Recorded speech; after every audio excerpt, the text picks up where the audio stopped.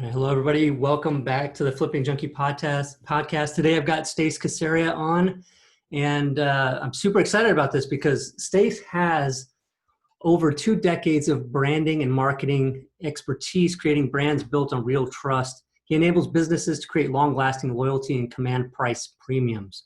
He's an active and passive real estate investor with properties in the U.S. Southeast and Northeast, so basically all the East. He's got it covered. All right, now this is awesome. Stace called me up and was telling me what he did, and at first I was like, okay, well, yeah, maybe that's important, the branding for real estate investors. But as we talked more, I was like, yeah, you know what, this actually really is really important. And even myself, sometimes I'll brush off the importance of it. And so I think having him on the podcast is extra special for us.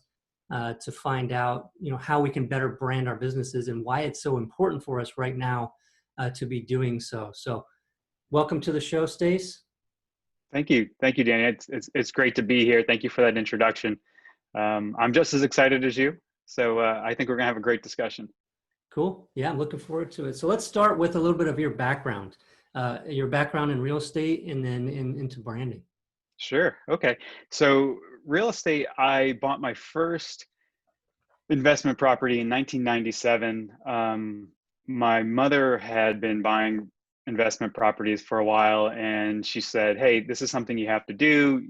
You buy one now, you buy one in a couple of years, you build a good portfolio, you'll never have to work for anybody again. And so I listened to her a little bit. I bought one house and then I didn't buy another one for a while. So if I had started back then, I'd be in a different place right now. But but that first house, it worked out so well and it was so easy that I should have known that this would have been a great path to go down. I took a few years off from real estate investing, and a few years later bought a duplex.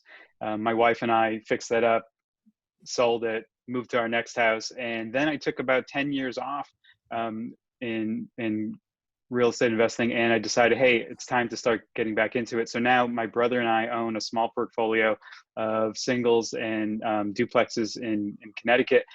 I own a small apartment building here in Massachusetts, and I'm passively investing in a property in Georgia. So I'm trying to move down the path from active to more passive and move up the ladder from smaller properties to the larger ones. Nice. The game of Monopoly. Yeah, the game of Monopoly. The game of Monopoly, yeah. When I look at moving into larger properties, I see the ability for me to use more of my expertise in my day job, which is working in marketing and branding.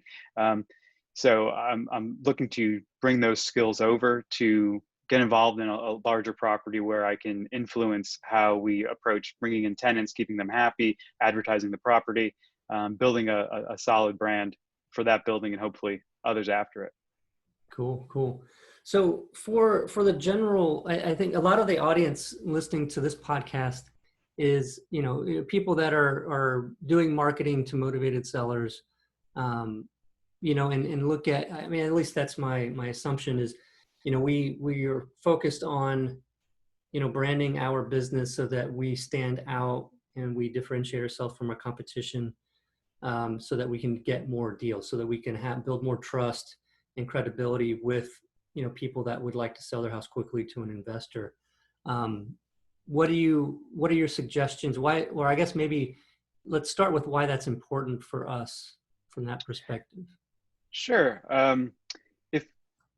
We know you understand the value of marketing, and if you're not closing a deal or making a sale, you're not really moving your business forward. So we all get that at some level, whether we think it's marketing or advertising, or whether we think it's a handshake on somebody's front porch, making a deal with them. But ultimately, real estate investors are going to need to have leads in their pipeline, right? They're going to need to bring in more people, talk to more people, because you're not going to close everyone. If you want volume of deals closed, you need volume of leads, and getting leads is exactly what your lead propeller tool does, right? So once you get those leads in, though, how are you going to turn them into customers?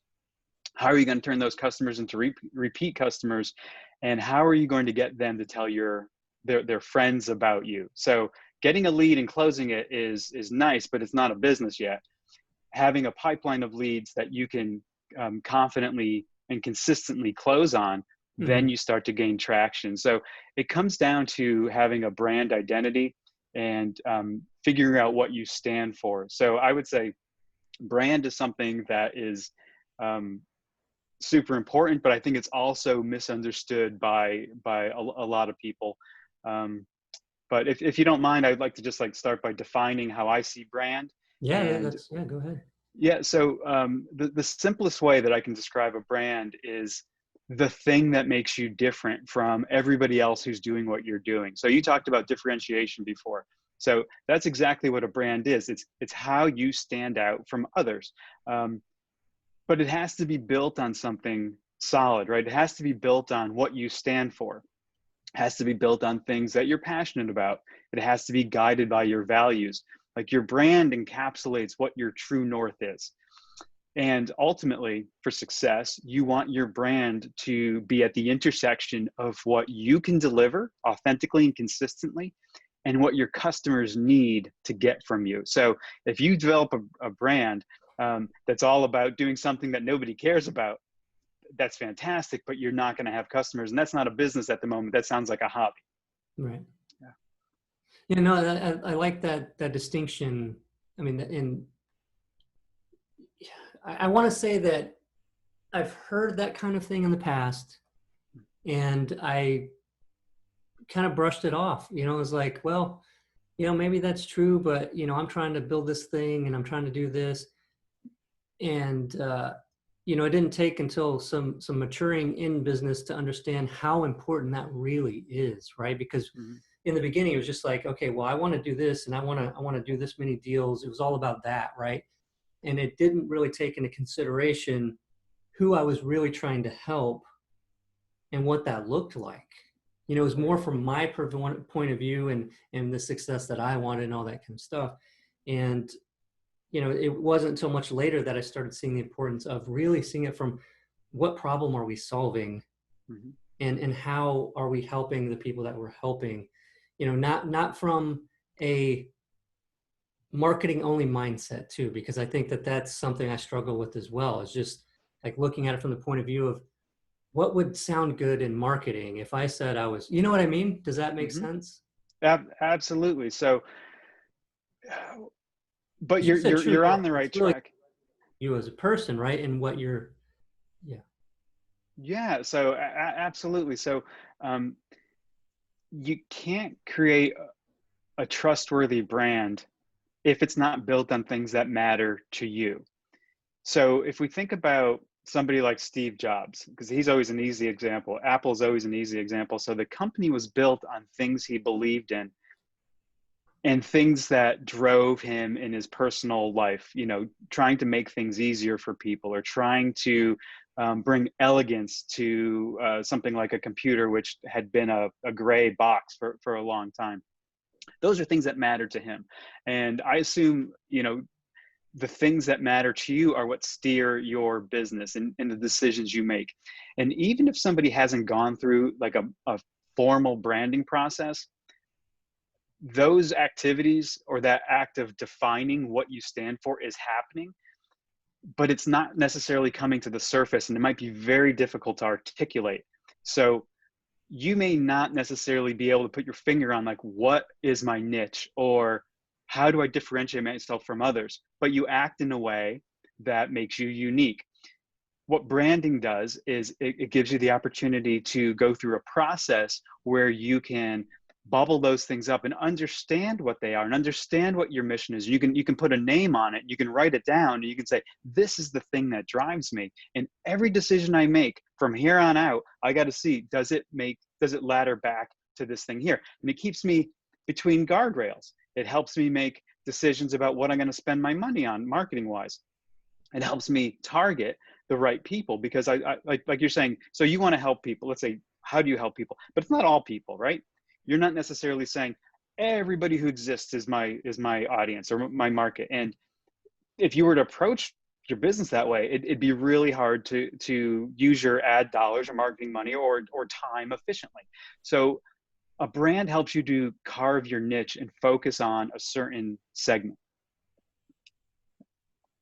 Yeah, Let's take and it. narrowing down that segment, and but I think some of the trouble that I've had in the past with coming up with differentiators is sort of like, well, we're all kind of trying to do the same thing and help the same people, but that's a high level just excuse to not do the work, right? Yeah. Like, you know what I mean? It's like, what, is that really important?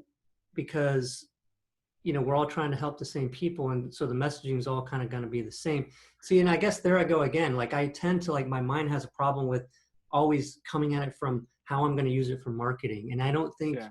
that is the best approach unless say that there's a way to use that. But and so if I'm coming at it from a point of how other people are going to see it, the people that I'm trying to help are going to see it instead of how I really want to help them, am I Mhm. missing some of the truth of what I'm really after? Yeah. So I think you're onto the right path there. But so what you've described is what you do. You said, hey, me and a lot of guys like me are doing the same thing. That's what you're doing. But you might have a different method. That's how you're doing it. But each of you likely has a different why, a different reason why you come at it. And I hear this from a lot of people. I'm at real estate meetups talking to people about why they do what they do. And they say, oh, to make money. Money is an outcome of what we do and why we do it, but there's something else that's driving you. So if you are a wholesaler or a house flipper who has a specific thing that drives you, like you say, hey, I want to help improve this zip code, or I want to help people who are in this situation, who let's say who have some unfortunate circumstances in their background, or you find out why you do what you do, or it might not have anything to do with the customer. It might have something to do with yourself. Like you might say, hey, I want to do this because I want to have more free time. I want to have more freedom or control. The thing that's driving me is freedom. And so that's going to steer how you run your business. It's going to steer how you interact with people. It's going to change like the empathy that you have with other people. So if you're concerned about free time, you're not going to waste other people's time. So it's it's a little difficult to explain it just in a conversation like this, but sitting down with somebody when I have a chance to ask them some in-depth questions, to dig deeper, to find the reasons why they do what they do, or the reasons why they want to go to a certain point in their career, we start to identify the drivers, and then we can turn that into the values that build their brand. But yeah, so you're on the right track, Yeah. and it's easy to make excuses, like you said, but it doesn't mean that you haven't already done that work just without recognizing that you've done that work. Yeah, and I like how you said, if you're concerned about freedom, then you'll be, and in time, like saving time, then you concerned about saving time of the people that you're helping. And so I guess that's where the conflict comes in, is where it's like, okay, um, if I were to say, okay, I really want to help people facing foreclosure, but if I didn't really feel deep down that I really wanted to help people facing foreclosure, it wouldn't be genuine, right? Like, it's Correct. more of, well, that would sound great with marketing, but if it's not genuine, it doesn't make sense. So if I come at it, because I think for myself, I can speak for myself, and a lot of investors that I know got into this industry because it was like, I want freedom. I want the time freedom, financial freedom. And then why, right? Why do I want that? Well, to have time with my family, and to, have times to do, and the resources to do things that matter to me, and helping with, different, charities or whatever I'd like to do, right? Or help out in my community.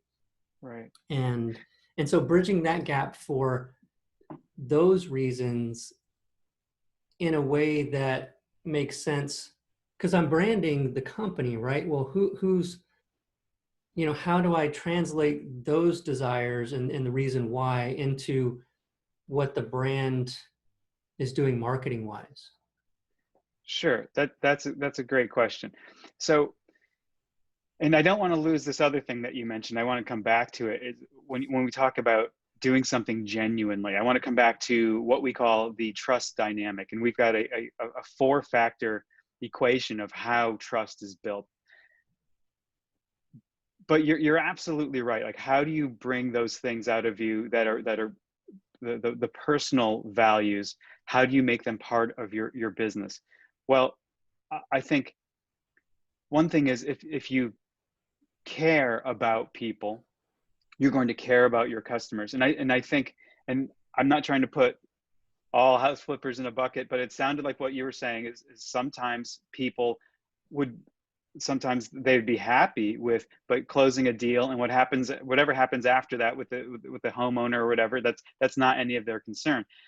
And I guess you could operate like that, but if you're not going to get a second piece of business from that person, you're not going to get a referral from that business, from that person. You're not going to get, if they were leaving a review for you on Yelp or Google, you're Mm. not going to get a good review. So I think the personal attributes, for better or worse, that you embody come through in your brand. The important thing is finding the ones that most closely align with what your customers want. I think it might make a little more sense if I just describe the trust dynamic. And there are four components to it. So the first one is credibility. So credibility means you know what you're talking about. So you show up at somebody's house and you can articulately talk about the process of buying a home that's under foreclosure, or whatever the process might be. You understand the market dynamics in that area. You can say, hey, this house needs X amount of money, and once it's brought up to that, then I can sell it for this. That's why I have to pay you that. That's credibility. You know what you're talking about. The second factor is track record. And track record can only be established over a long period of time. And that's your ability to close a deal time and time and time again. And if you're not able to establish that track record, you're not able to leverage the people you've already worked with. So if I burn every bridge, or every deal that I go through ends up with I leave people with a bad taste in their mouth, I can't leverage my track record to build credibility. I can't say to somebody, hey, Mr. Jones, trust me to help you sell your house because Mrs. Smith across the street likes what I did for her. If you don't have that track record, you can't leverage that. You can't use that to help build trust. The third part of building trust is empathy. And empathy, studies show, is the biggest influencer in you being able to develop trust with somebody.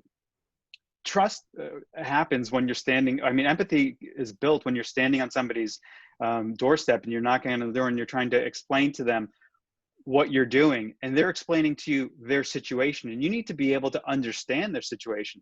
We call this the human factor, and there's some of us that have more of it than others, and some people don't have enough of it. But you're able to get somebody on the same page as you. They understand that you know that you have humanness in you, and it really is important, especially if you're working face to face with somebody. That translates into having alignment of interest. And alignment of interest means at the end of this deal, you and I both want to walk away from it feeling good. There are people who don't feel that alignment of interest is as strong. And what you've created there is a one-time sale. That's a transaction. You have not built a relationship. You have to take all those four pieces, and those help you build a trusting relationship with people. And they happen in different proportions depending on how you're interacting with somebody, the level of your business, the expense or the cost of the thing that you're buying or selling. But those things come together to create how you stand apart and how trustable and trustworthy you are. So was that four? Because you said credibility, track record, and then empathy.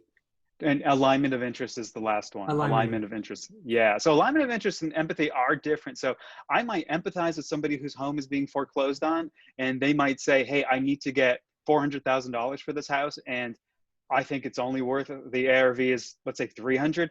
We don't have an alignment of interest there, because I might have empathy for you. I might say, hey, I understand your situation, but I'm not able to help you in this situation because giving you what you want puts me at a disadvantage. The terms are not good for both of us. They're only good for one of us. The flip side of that is if you close a deal and the terms are great for you but awful for somebody else, that is a one-time deal. And you might say that's fine because this is the way I work and this is the nature of the game. And that might be, that's great. It might work in this instance. It's not going to work for a shoe company. It's not going to work for a car company. It's not going to work for a restaurant or, the dry cleaner that you bring your clothes to. No, I like where this conversation is going. And,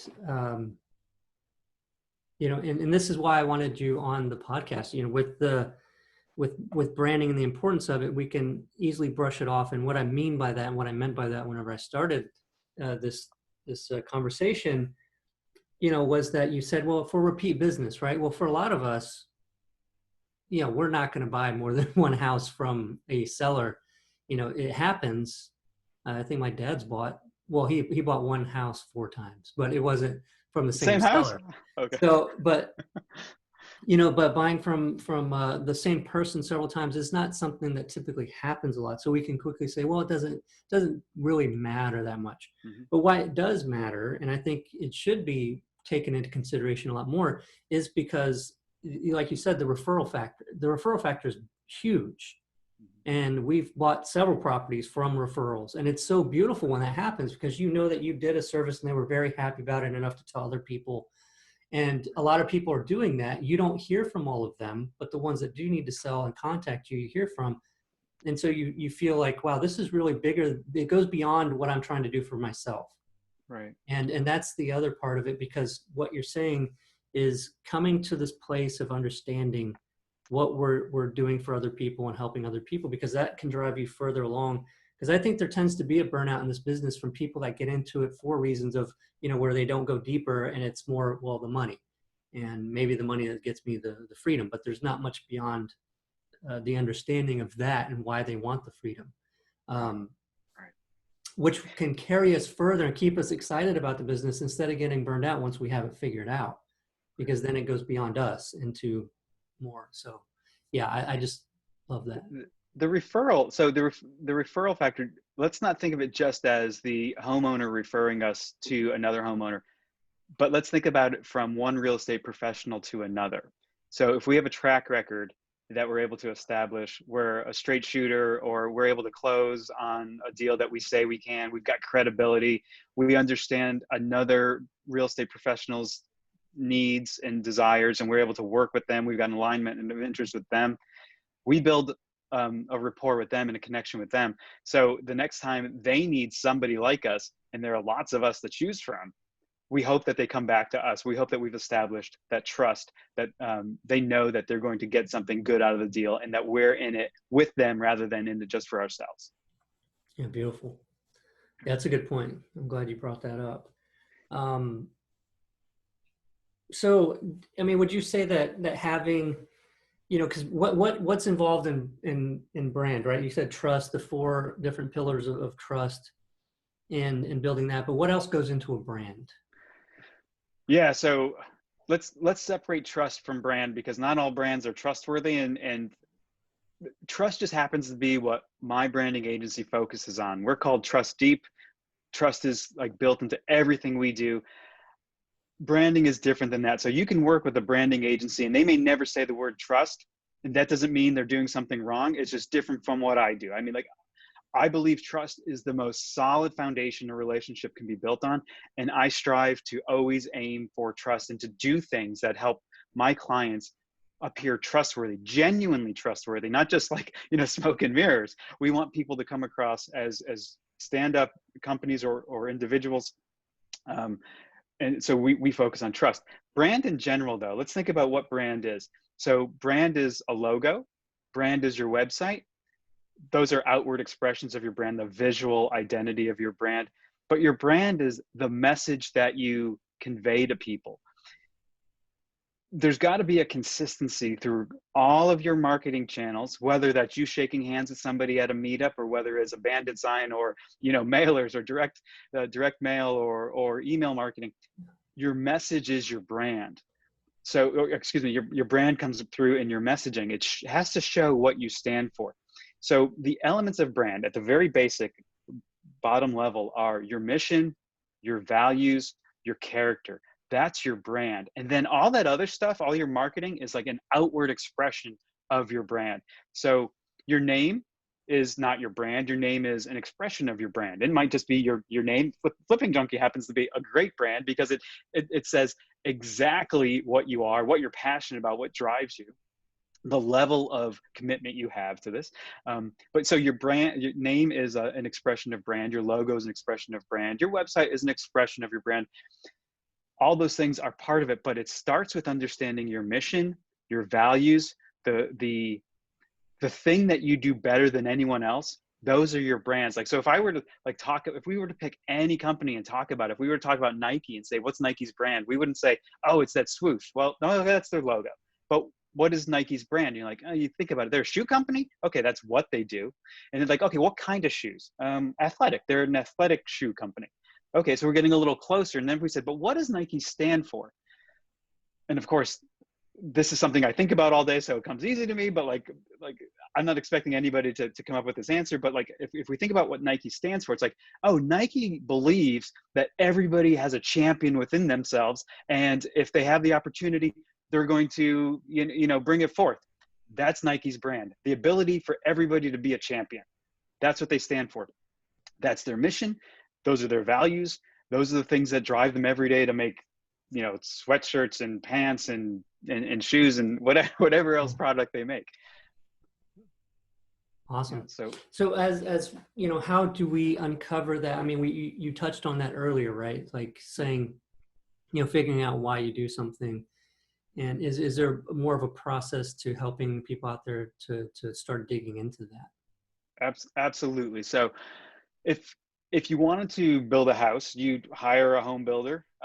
But before that, you'd probably hire an architect or designer, somebody who's going to draw some plans. And that person's going to take a look at the site, and they're going to ask you questions about what you need out of the building. They're going to look at local regulations. They're going to find out all the details about what box, not literally box, but what's the framework for how we're going to build this house. If we're going to build a brand, you work with a branding agency that takes a similar process, where I can just tell you how we work. We like to work one-on-one with our clients who are basically or primarily entrepreneurs, real estate professionals, people who are starting businesses. And we work one-on-one with them over a short period of time at the beginning. We need a solid few hours of their time, and we do the hard work. So we have a process where we ask questions, dive deep, present opportunities, present situations to understand how people behave in those situations and to understand what matters to them, understand what they can do that matters to their customers, and understand how they're able to do it better than anyone else. That's the input we take to come back and say, okay, what does this person stand for? What will stand out and give them differentiation in the market? And how can we best resonate with their target customer? So it's a process. It's not a painful process, and it doesn't have to be a long process. You don't need the marketing budget of Nike to create a brand.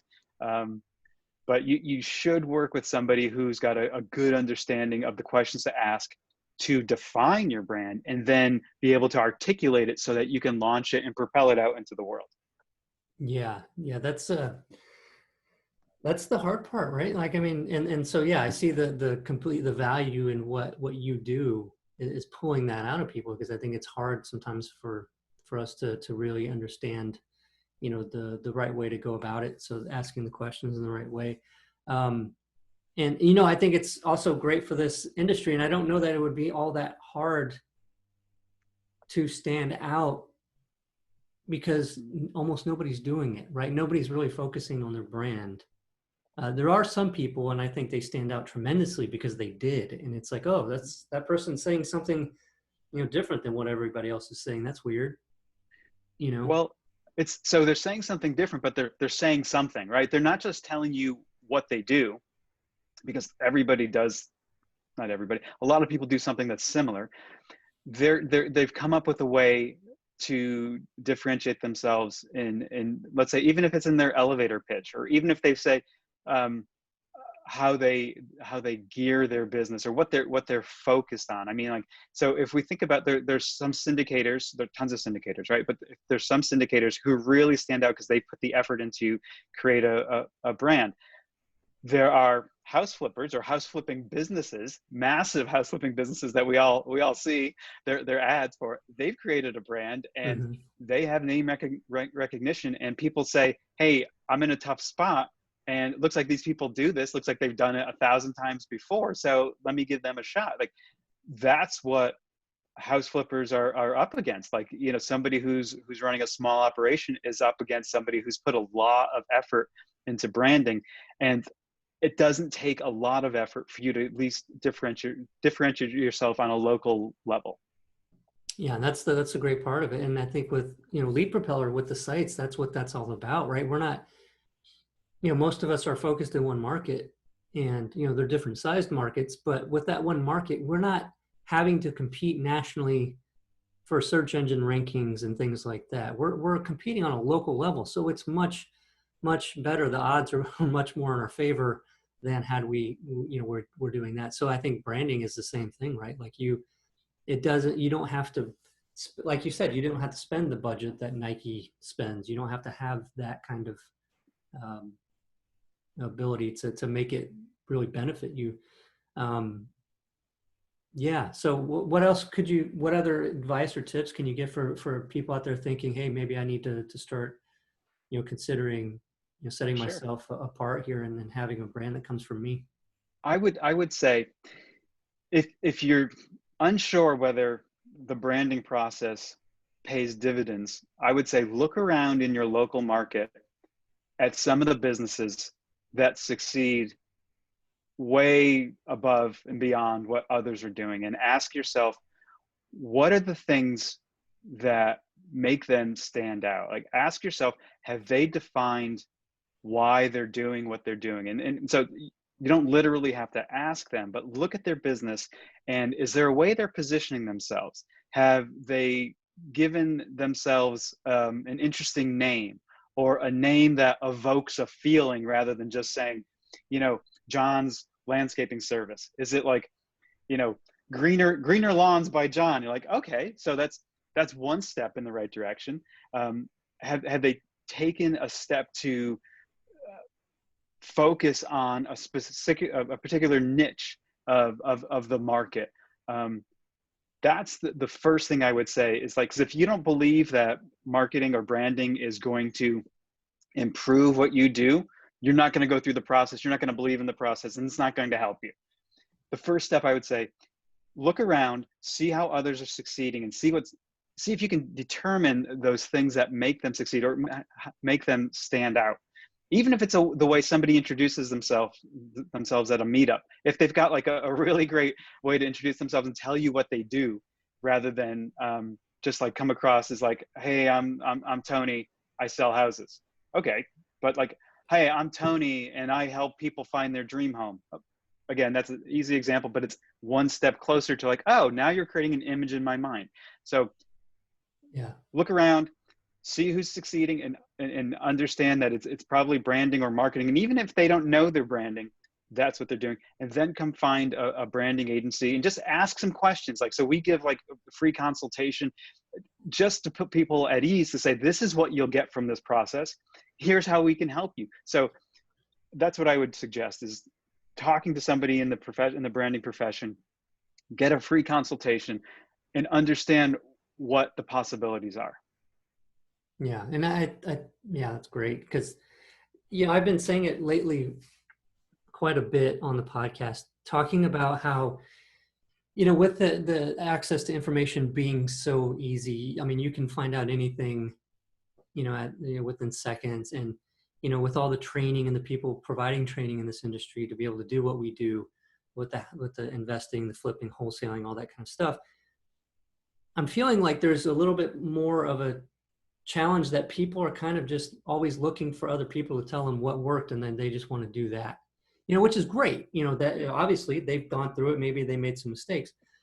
But I think what gets missed, and that I missed, speaking, personally, is the time where I sit down and I figure something out for myself that works for me, that fits with what I want, who I am. And I think that's the piece that ends up being missed, right? The thing that differentiates, because it's easier just to go find something out from someone else. But then we never went through the part of discovering what we liked or what worked for us, not just in the business, but for us personally. And that's why I like this, is because it sounds like, you know, you're digging into the person, right? And each business is different. Yeah, they do the same things, but each business is different because of the different people running them. And finding that within, I think, goes beyond just the brand. The benefit comes to the person too, I think, from a deeper understanding of themselves. Right. Absolutely. Absolutely. And even if you're inspired by somebody else, so you know, like this idea of seeing what somebody else is doing and going and doing something similar, even if you're inspired by somebody, you can put your own spin on it. And in order for you to stand apart, you have to put your own spin on it. Like if we think of, you know, any great artist, you know, they might be inspired by somebody else, but they put their own spin on it. And we know them for their thing, not because they're sort of like somebody else. And the same thing with brands and businesses that we admire and respect and are loyal to in our lives. We see that they have something different, and that's why we chose them over the everything else that was on the shelf in the supermarket. I picked this one because there's something that they're doing different, or something that they offer that's a little bit different that suits my need. Right. Great. Well, if people listening, if anybody out there listening wants to get in touch with you for that free consultation or anything, how can they find you? Sure. If they go to our website, it's the best place to reach us. It's trustdeepagency.com. It's one word, trustdeepagency.com. We're also, you can find us on LinkedIn or YouTube as Trust Deep. We're there, and we've got case studies that people can see, referrals people can read. And of course, the most valuable thing we can offer is our time and listening to anybody who calls and schedules an appointment. We'll give them our opinion and how we can help them. Great. Thank you so much, Stace. And any last nuggets or anything you would like to share before we end the conversation? The last thing I'll say is, if you've experienced success in the recent housing market, that's awesome. Congratulations. If things get more difficult going forward, you're especially going to want to find a way to stand out. Yeah, I agree completely. Yeah. Thanks so much. All right. Yeah, thank you. Take care. All right.